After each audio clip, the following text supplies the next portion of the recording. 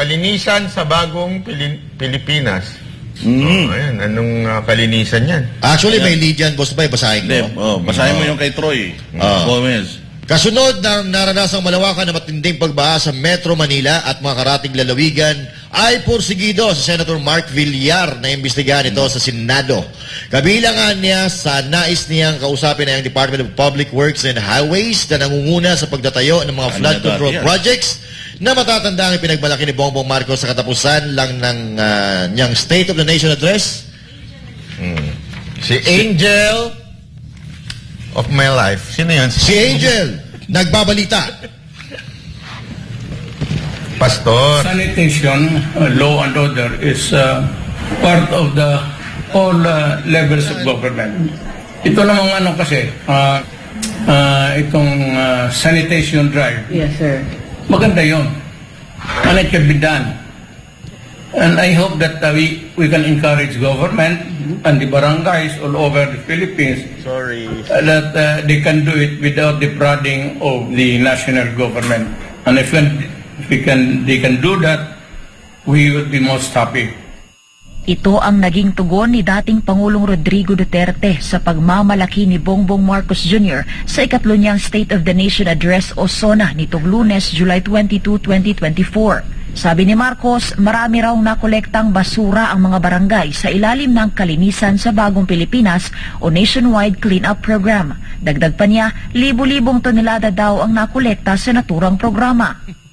Noong Enero, inilunsad natin ang Kalinisan sa Bagong Pilipinas, kung saan pinakilos natin ang ating mga barangay upang maglinis sa kani-kanilang komunidad. Sa 5 buwan lamang, mahigit 40,000 tonelada ng basura ang nakolekta ng mahigit 22,000 mga barangay sa buong bansa. Inaasahan ko ang tuloy-tuloy na suporta ng mga lokal na pamahalaan sa paglilinis ng ating pamayanan. Enero ngayong taon ang ipag-utos ng Pangulo sa mga lokal na pamahalaan ang pakikiisa ng mga ito sa naturang proyekto sa ilalim ng Bagong Pilipinas dahil hindi raw deserve ng mga Pilipino ang pagkakaroon ng maruming komunidad. Ayon sa dating Pangulo, mas magandaan niya kung inatasan na lamang ni Marcos Jr. ang DILG para ipatupad ang Nationwide Cleanup Program. It does not need a government functionary up there, in this case the President, magsalita pa siya ng gano'n. All he has to do is to order his DILG secretary in a cabinet meeting, do your job, down the line, sabihin mo sa kanila, ito ang gawin. Pag hindi, if you cannot do that, then give me an explanation because I will let somebody do the job. Samantala, ipinunto naman ni FPRRD na hindi dapat ito ituring na achievement ng Pangulo.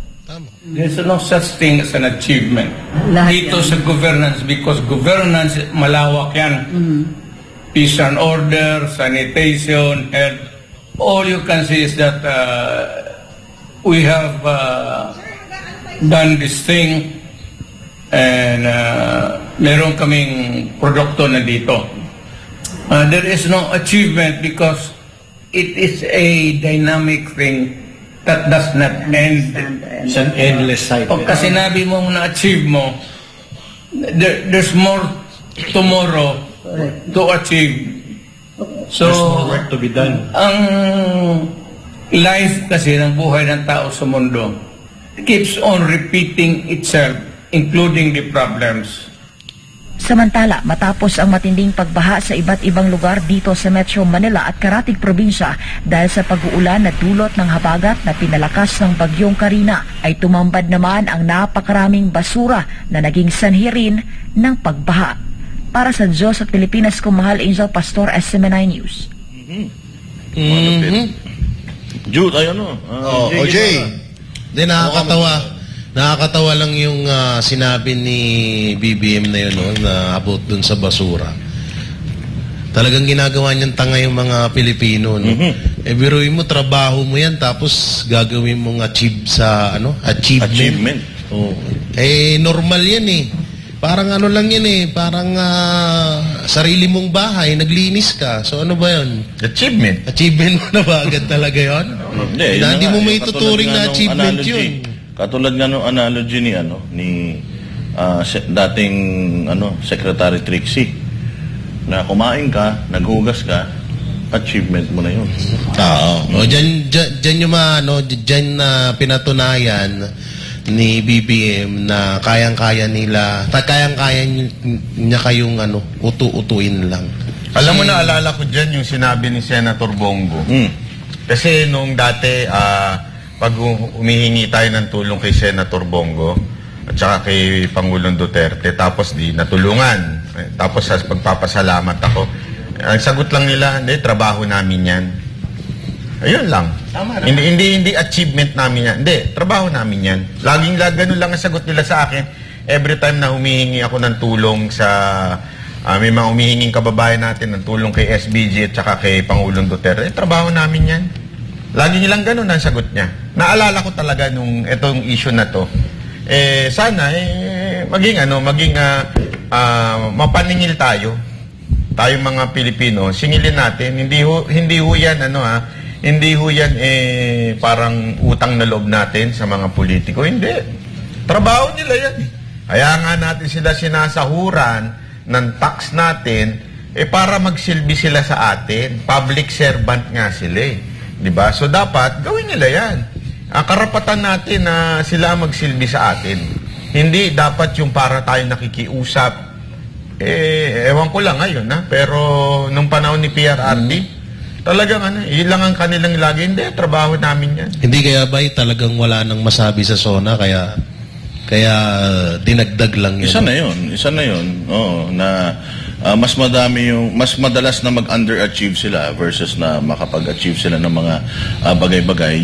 Diyan tayo bilib na bilib kay PRD. Kasi nung panahon niya, pag tinanong mo siya kung may nagawa ba siya para sa Pilipinas, mas madalas na ang sagot niya sa iyo is, tanungin mo yung sarili mo kung feeling mo may nagawa ako para sa Pilipinas.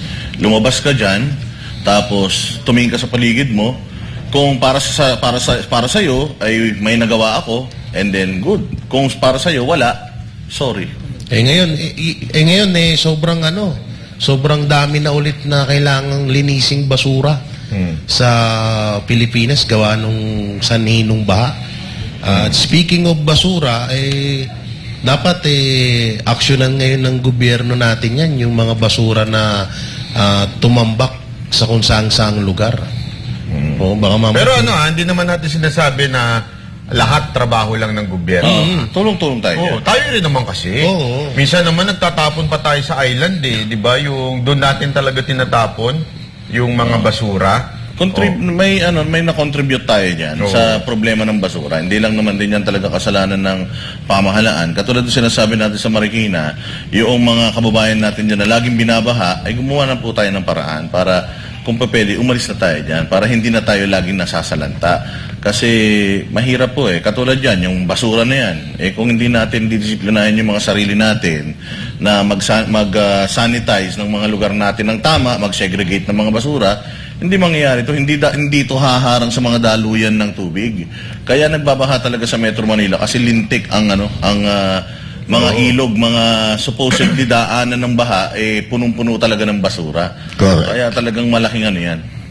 Sa madaling salita, yung sinabi niyang yon ampaw. Ampaw yun. Parang yung gawain din ng ibang vloggers yan yung para lang umabot ng 1 oras, para umabot ng 8 minutes. Ay, si ano ba yan? Kucholi? Para magkaroon ng ads. Ito parang idinagdag na lang, pamparami. Tinatatamaan niyo ako, ayoko na. Pamparami. Bumagsak niya. Ay, sorry. Parang kilala ko yan, parang kino-content ko yan. Pero pag tinignan mo, yan ba yun? Siya ba yun? Walang laman, di ba? Oo. Ampaw na yun. So kasama yan sa dapat kolektahin ng mga basura. Isama na doon. Itapon na rin. Yung mga nagkalat na mga nagbabalita ng basura. Hindi, katulad ng sinasabi ni Boss Dada, lahat po tayo dito may partisipasyon. Kasi kung hindi rin po tayo matututo, katulad, halimbawa natin sa Hong Kong. Sa Hong Kong po talaga pati yung mga basura nila doon, segregate po talaga. At wala kang makikitang basura sa gilid ng kalsada. Lahat yan naka-organize and all that. Kasi ang isang pamantayan o isang dahilan kung bakit umuunlad ng isang bansa o isang komunidad, Disiplina po, pagkakaisa. Disiplina, number one talaga yan. Disiplina. Kung wala kang disiplina, wala kang pupuntahan. Alam mo, kasalanan din natin mga Pilipino eh. Alam niyo kung bakit? Hindi lang tayo nagtatapon ng basura. Bumoboto pa tayo ng basura. Ayun. Nanunod pa sa mga basura. Oo, yun ang problema eh. Kita nyo, halimbawa, dyan sa Caloocan, may plano ka pa kayong ilagay sa pagka-mayor yung basura na si Trillanes. Uy. Galit? Dali, napaisip ako Galit, doon na. Galit. Madagdagan ako doon na. Galit. Kasi, totoo naman eh. Bakit nyo kailangan, eto yung mga taga-Caloocan.